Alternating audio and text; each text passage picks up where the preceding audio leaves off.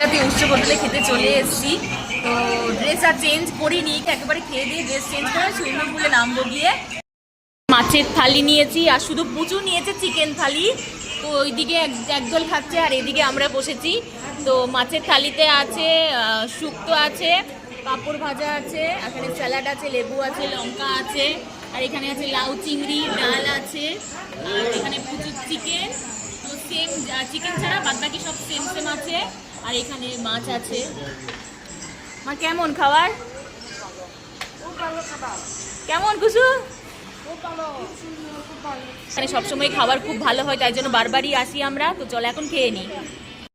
ও chicken প্রেমী কেমন মা? এই যে আদি।